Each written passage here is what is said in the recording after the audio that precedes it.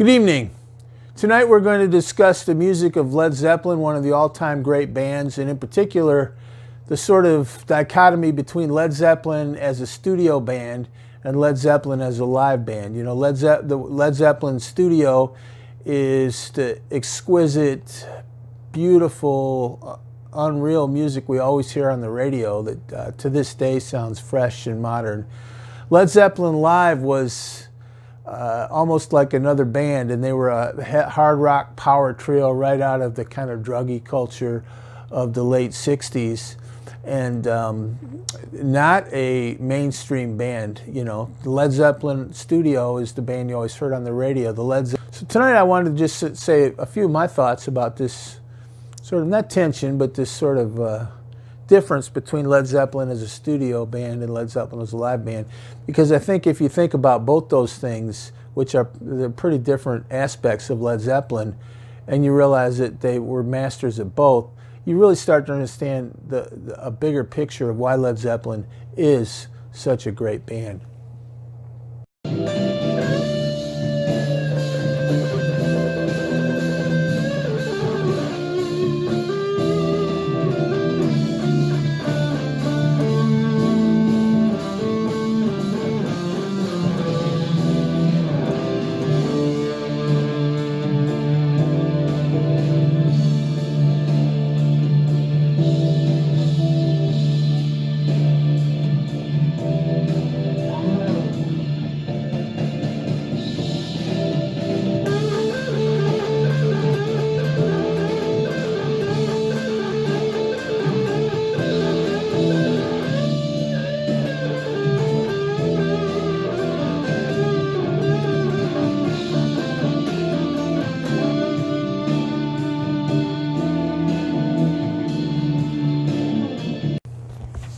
Okay, first let's say a few things about Led Zeppelin, the studio band.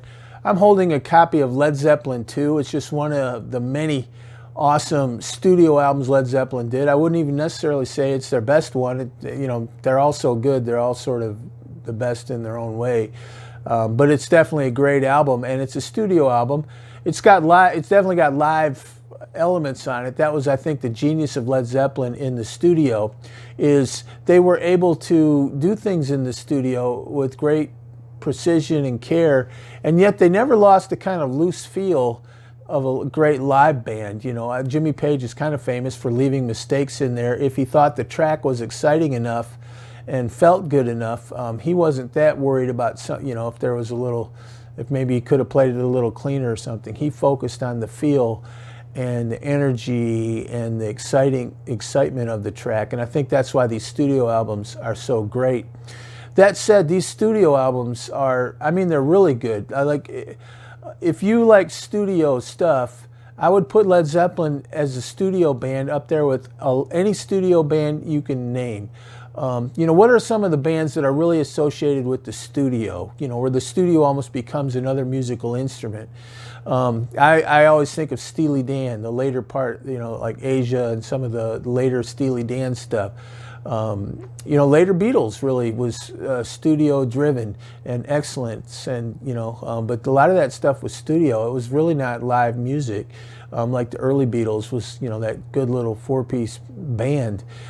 You know, Alan Parsons Project. I mean, there were so many bands back then that just were really good at the studio, and they weren't even live bands. Well, somewhat counterintuitively, I would argue that Led Zeppelin in the studio was as good at the studio as any of those bands, if not. I mean, I don't want to say who was better, but because those are some good bands. But Led Zeppelin was right up there with Steely Dan in terms of being a studio band. Their stuff, I think the thing that makes it, like a lot of really great things, it kind of flies under the radar. It's such natural feeling music. It always sounds so kind of organic, and it feels so, it never lost that sense of spontaneity and flow that good live music has, even though they were in the studio. And you almost wouldn't realize, you know, there are many guitar parts on a lot of those tracks, and they're so well written, and even how they're recorded, they sound so good. They hold up to this day, and I think Jimmy Page was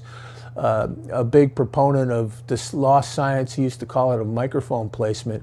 So their studio stuff is excellent. And they, you know, when you think of studio bands, you often think of kind of jazzy engineers or, you know, kind of music school graduates that, you know, but Jimmy Page was better than any of them. Just take his guitar away, and he was still one of the great studio producers of all time. And these studio albums are so good. Look at 10 Years Gone, Ramble On. I mean, just the list, When the Levee Breaks. I mean, those are such well done songs in terms of the studio end of it. I mean, they're great songs anyway.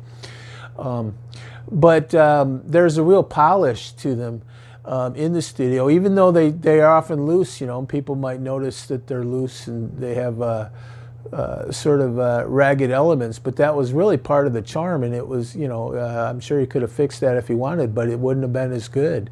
And so he knew what he wanted and he got it, you know, and those albums were, you know, if you look at Led Zeppelin 1, I think that was a live, you know, kind of live playing, but you still were able to, you know, like, you know, have John Paul Jones play keyboard and bass, for example, at the same time, which you can't do live.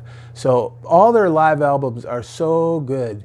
And they deserve to be credited as a great studio band. And I often don't think that people think of them that way, but if you think about it, everything that we hear all the time is a studio band, a studio Led Zeppelin, one of the great studio bands of history. And hats off to Jimmy Page, because I think that's a testimony to his legacy as a producer. You know, I know everybody knows he's a great guitarist, great songwriter, great persona, but he's a great producer. I mean, Tommy Dowd, you name any rock producer, he's as good as any of them. I mean, he's a really important producer. If all he did was produce records, he'd be one of the great producers in history.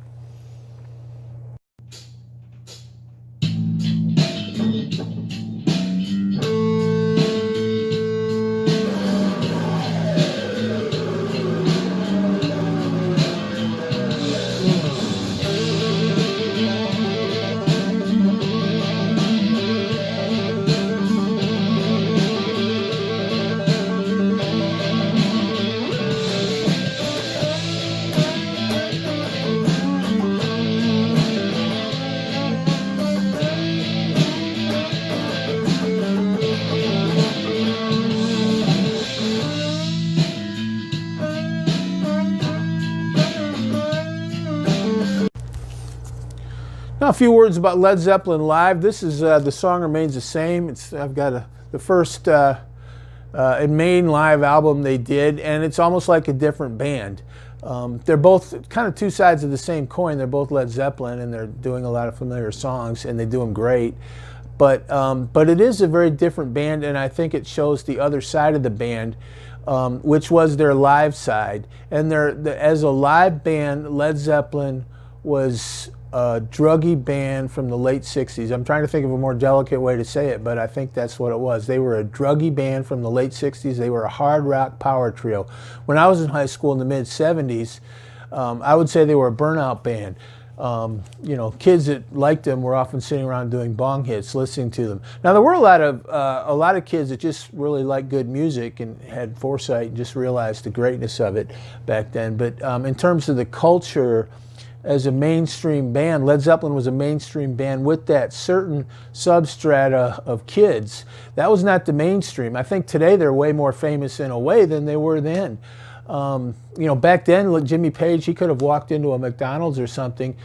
Most people wouldn't have known who he was. You know, today that's not the case. And that's, you know, the power of a great, it's kind of like reruns on TV. They play your stuff over and over, and pretty soon you're more famous 20 years after you did something than you were when you were actually doing it. But I saw this in the theater. There was almost nobody in there. It was kind of a party atmosphere for the people in there. And it was I think an album that wasn't all that well received in terms of, I think their studio stuff was so much fuller, and this is a power trio. So now I think it's great. It was great to see Jimmy Page, you know, do such a good job playing like Celebration Day, the Rain Song, The Song Remains the Same. And of course, but they did, you know, they did a super duper good version of Dazed and Confused, which was that was raw anyway, even on the studio version. But it was a power trio. It was a power. I would say it was like listening to Hendrix live or Robin Trower. It was one of those bands, and those hard rock power trios were never mainstream bands. I mean, they had a lot of fans, and they'd play like they obviously they played Hendrix on the radio, but they weren't mainstream bands in the way that the Beatles were, or even the Stones. Hard rock was popular then, so they could fill stadiums for sure. But that hard rock power trio stuff, that was a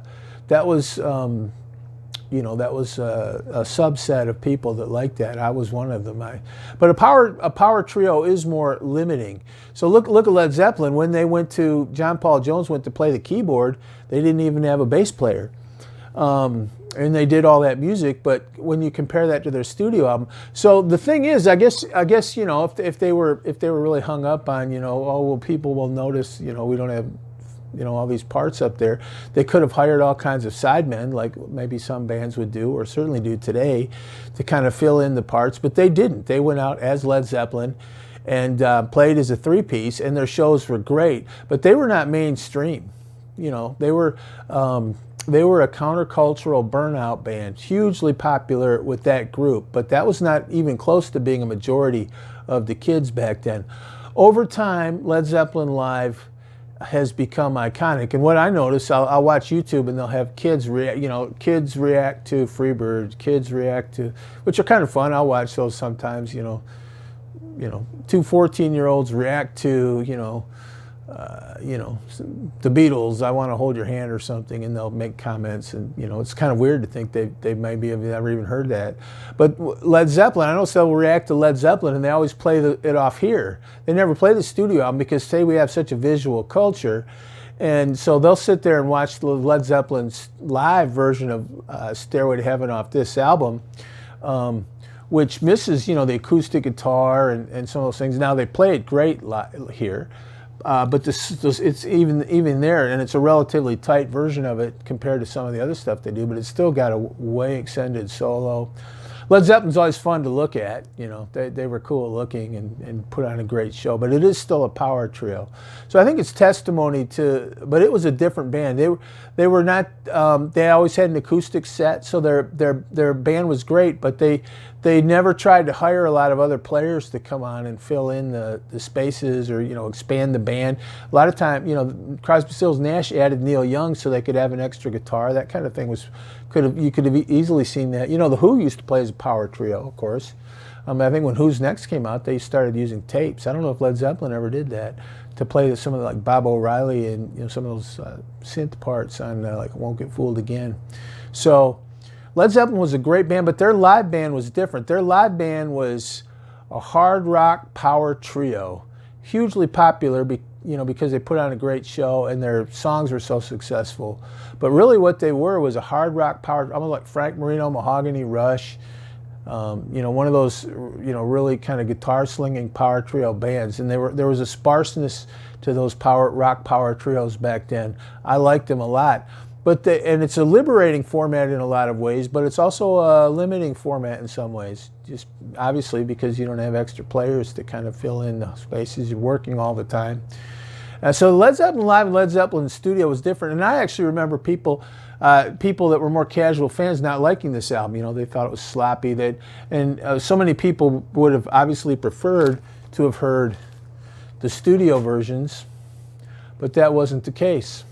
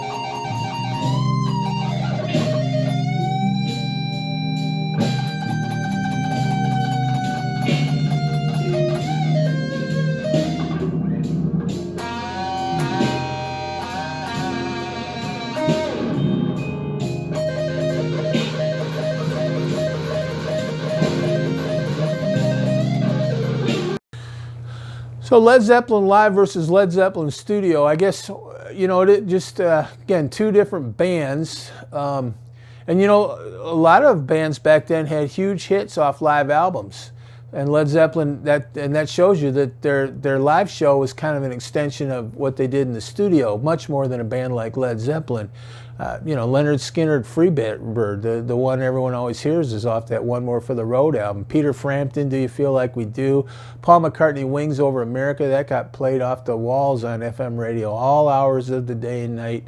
Other REO Speedwagon, Riding the Storm Out. I mean, I just remember even Pat Travers' band. There were all kinds, George Thorogood. There were all kinds. Jay Giles' band, We're Gonna Blow Your Face Out. I mean, Full House. There were so many live bands that were on the radio all the time. Led Zeppelin wasn't one of those bands. Their live band was not a radio band. It was a hard rock counterculture power trio.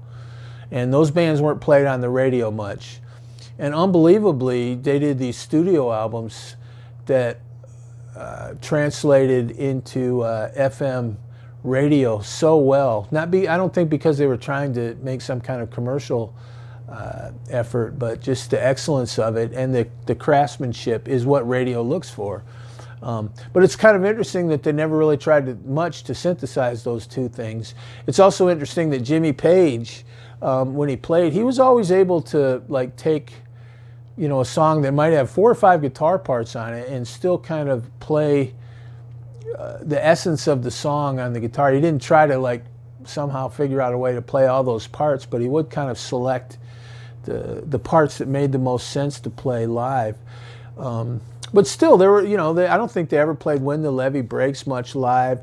Over the Hills and Far Away, there are some live versions of it, but some of those songs didn't translate all that well to live because there's just so much going on. They did play those live. I'm not saying they never played those live, but the hardcore part of the band live was a hard rock counterculture power trio that was not a mainstream band, even relative to album-oriented rock. See, there was no classic rock back then. That was album-oriented rock. We started calling it classic rock sometime in the 80s. That was album-oriented rock, and it came out of the FM underground. And Led Zeppelin was a countercultural band. They were not a mainstream band. Their music's so great that they become famous. I really believe in hundreds of years, people will still remember them as one of the great musical contributions of the 20th century. I have zero doubt about that. But like a lot of great music, in its time, it had a limited following. I just remember the things that were popular then. There was, bubblegum was still kind of popular, and disco was starting to come out. That's what the rank and file kids were listening to, not Led Zeppelin. Deep Purple, Led Zeppelin, those were burnout bands, and their live shows were druggy, concerts, that a lot of those kids wouldn't have even wanted to attend. But if you want to see Led Zeppelin, that's where you had to go. But over the years, the greatness of those songs has sort of made them more mainstream. Stairway to Heaven wasn't. I remember.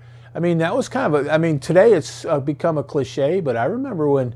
If you like Led Zeppelin, you knew it, but that wasn't a song everybody knew or laughed at. The minute you heard those first few little guitar chords, people started saying, "Oh, no, don't play that in the guitar store. It's forbidden. It's the band song." And all these kind of jokes people make about songs like Stairway to Heaven or Freebird. That's from later. If you were there at that time, those songs weren't.